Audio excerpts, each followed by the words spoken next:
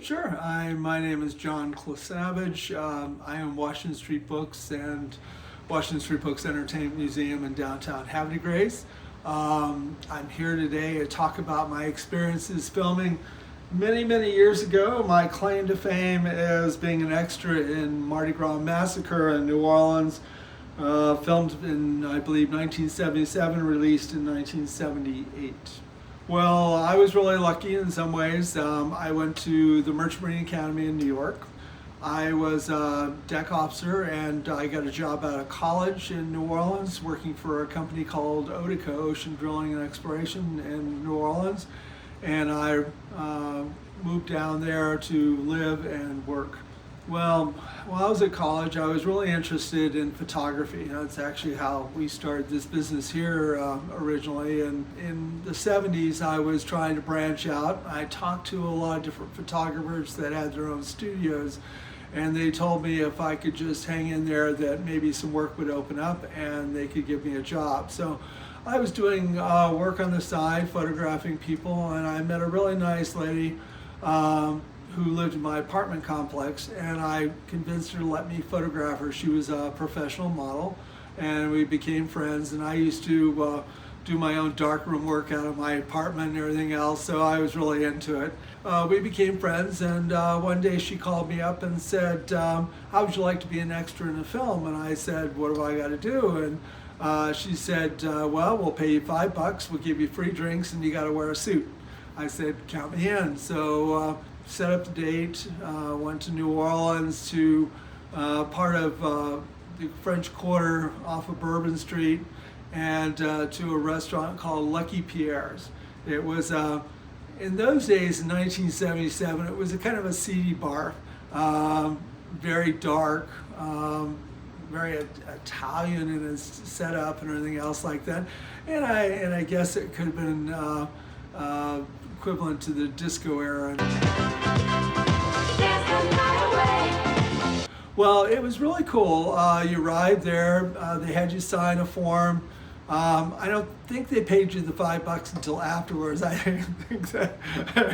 Wait a minute. You'll have to pay in advance. Now. Most of us were there for the drinks. You know, you got free drinks and everything else like that. And it was pretty cool. I never realized, and of course when you think about it, it makes sense, but that what they do is they mic the main actors. They'll put little mics on them and everybody else has to be quiet. All that barroom noise that you hear in the background is actually added at a later date so that they can record the true voices of the people that they want and lay those down over the soundtrack. I was kind of lucky because my friend was hiring the different extras and stuff. They assigned me to a table close to the bar and quickly said to us, what you're going to do is you're not going to say a word, you're just going to mouth it as if you're talking, because all the real recording is going to be over there and we don't want you to interrupt. So we went over. It was kind of humorous because you're sitting there going, and you're pretending you're mimicking that you're voicing, and of course you're not saying a word. But then they brought out the drinks, so I'm a gin and tonic person, so we're all sitting there as they're trying to mic up the main actors and get everybody situated. And of course, what extras do, we just swig down those drinks. So they got to the first cut, and the director noted that there was a lot of ice clinking in the background. So he yelled at all of us and he said, hey, you guys keep drinking those drinks, we're going to fill them up with water. We'll fill them up one more time and we'll reshoot this again. It was a fun shoot. We mostly just sat there on the side and in the background, not knowing what really was being filmed, except that we knew the main action that I remember was up at the bar. I'm new in the city, and I'm looking for something different. Oh, well, the best memory I have was the fact that when we finished, they told us that we'd be invited to the premiere. That was months later, and I was heading to my car because I was going to the premiere, and I heard a girl scream. We take for granted today that we have phones in our pockets and that we can call for help and everything else like that. And I ran to a sister, and it appears that at the time that she'd been attacked, and we called the police, and I stayed with her because that was the right thing to do. And when the police arrived and the questioned and got her help and everything else like that, by the time that finished, it was too late for me to go to the premiere. But all my friends came back from it, and they all said, hey, you're in the opening scenes. And I'm like going, oh, you're just pulling my leg. I figured that, because I wasn't there, they could pretty much tell me anything. So for years and years, I wondered whether they were telling me the truth. And I had heard rumors that, not knowing what the film was at the time, we were just shooting a bar scene, that it had later turned into what they called a slasher film. In the 1970s, they were very popular. The premise behind the storyline was a Aztec priest comes to New Orleans to pick up girls in bars, hookers, and then sacrifice them to his Aztec god. So from what I heard and what I understood is that at one point it became banned. Slasher films in the 1970s became banned both in America and England. This made it to both areas. This is 1977, and we flash forward to probably around 1995, 96, and my wife and I are talking, and we're remembering my stories about this movie. And she says, why don't we just Google it? And I said, sure. And she popped it right up on the internet, and we found a private club that did horror films. So we got a copy first from that, and we popped it in. And I was amazed that in the first literally 30 seconds of the film opening up, there I am sitting at the front table. And I was also amazed at how cheesy the film was. It was. This is a different one. In 25 years of medicine, I've never seen anything like it before. It's sort of like it's ritualistic or a sacrificial type of killing. Well, we've got the girl's name. It's Shirley Anderson. She's a hooker. When I found it, this was the cover art for, I don't know if you can see that, but for the VHS box when it first came out in VHS, and when we got a club copy, it was on DVD, so it was a little easier to play. The art was really, really beautiful for it, and we watched the film at least as far as we could.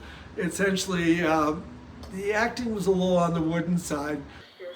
He deals with antiquity, the old stuff that's happened in the past. And it reminded me of an early Dracula film. The guy kind of looks at, I'm looking for a really evil girl. And the hooker goes, well, Jezebel over there, she's really evil. And so it kind of takes off from there. This is the film, and that is me in 1977 wearing this suit. So the cameras come over through the chandelier over to the two hookers. Well, if you have the money, you can have anything you want. All sizes, shapes, colors. If the price is right. And I love the 1970s music in the background.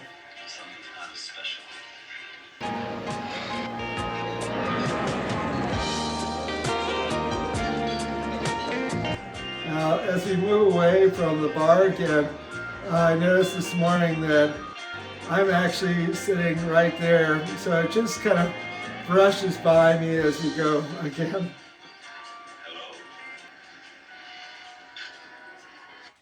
As you can see, it's a very funny film in some ways, but it was actually a slasher film. Of course, he takes her home and ties her up and massages her with oil, and next thing you know, he's clashing her to death. So.